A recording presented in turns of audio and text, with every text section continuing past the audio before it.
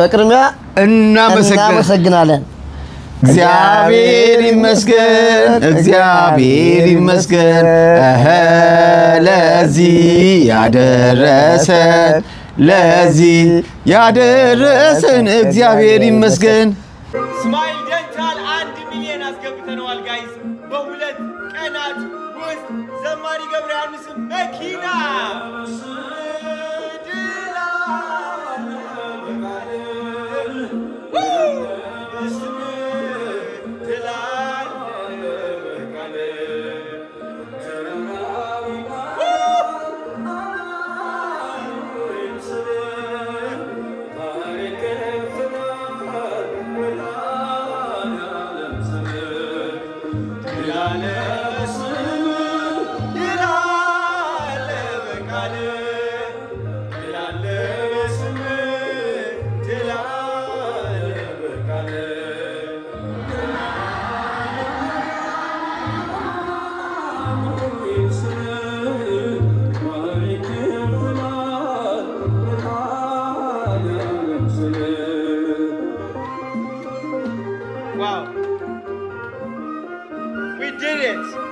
አልተቻልንም።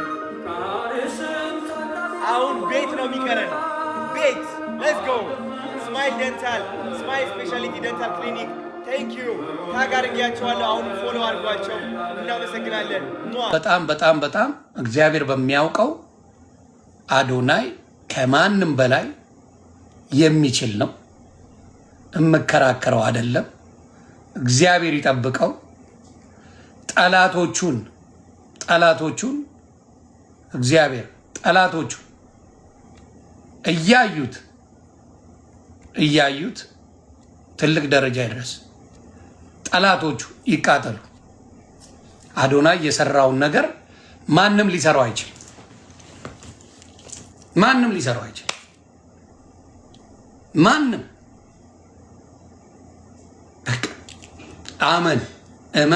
እመን።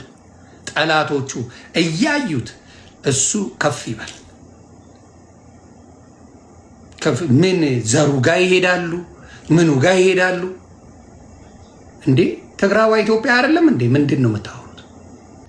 እሱ አይኑ ባይም የሚያየው አምላክ እንዳለ በአዶናይ አሳይቷል።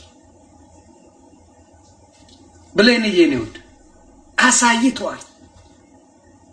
ኢማጂን። ስለዚህ የአዶናይ ስራ እግዚአብሔር ከታመናችሁ ይልክልሃል።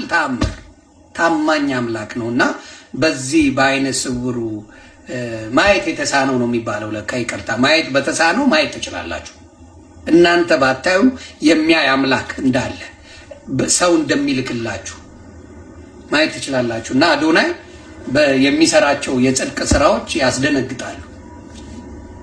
አዶናይ የጽድቅ ስራ እየሰራ ነው። የጽድቅ ማንም ከሚለፈልፈው በጽድቅ በተግባር እየሰራ ያለ ድንቅ ወንድም ነው።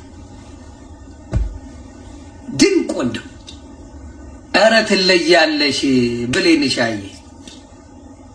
ያ ተግባር ጽድቅ በተግባር እንጂ በወሬ አይደለም። አሁን ለምሳሌ ትላንትና እኔ ቤት ፕሮፌት ነኝ ብሎ መጣ። በጴንጤ ክርስቶስ ሁለት ባህሪ ያለው ብለው ነው የሚያምኑት። የሰው ገብረ ዮሐንስ ማየት ስለማይችል ሰው ይመስለዋል። ሰው በየትኛውም መንገድ ሲመላለስ እግዚአብሔር ብርሃን ካልሆነ በስተቀር መሄድ አይችልም አይደል? አሁን ይሄ የምታየው ይሄ ሲምቦሊክ አይደለም። ማወራ የልብ ብርሃን ካልተገኘ አንተም ደህና የምታስበው እግዚአብሔር አምላክ ብርሃን ሲሰጠው አለ። ስለዚህ ማንም ሰው ተስፋ ቢቆርጥ እችል ቃል በመናገር ብቻ በላዩ ላይ የሚሰማውን ክፉ መንፈስ ሊያረቅ ስለሚችል ቅድም ስንናገር እግረ መንገዴን እችን ትዝ ብሎኝ ነው።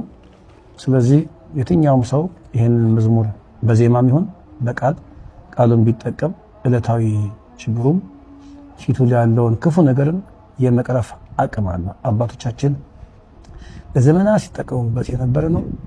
የዳዊት መዝሙር ላይ ያለ ቃል ነው። ስለዚህ ሁሉም ሰው በቸገረው በጨነቀው ሰዓት ይህን ቃል ቢናገር ሻል ካለ ቢያዜመው አሊያም ደግሞ ዜማ ባይችል እንኳን እግዚአብሔር ብርሃኔና መድኃኒቴ ነው፣ የሚያስደነግጠኝ የሚያስፈራኝ ማን ነው? አምላኬ መመኪያዬ ነው ከተባለ ትምክህት በእግዚአብሔር ሲሆን ደግሞ የትኛውም አይነት ችግር በፊታችን ወይ በችግረኛው ፊት ዋጋ አይኖረው፣ አቅም አይኖረው። ምክንያቱም የጠራው ስም የእግዚአብሔር ስም ነው። ይሄን ለማለት ፈልጌ ነው። እስኪ ዛሬ መልአኩ ገብርኤል እናስብበት ቀን ከሆነ አንፃር ወንድማችን አቤል የዘመረው መዝሙር አለ። እሱም ዝም ብለን ብንዘምር ደስ ይለኛል። ልጆቻችን ሁላችሁ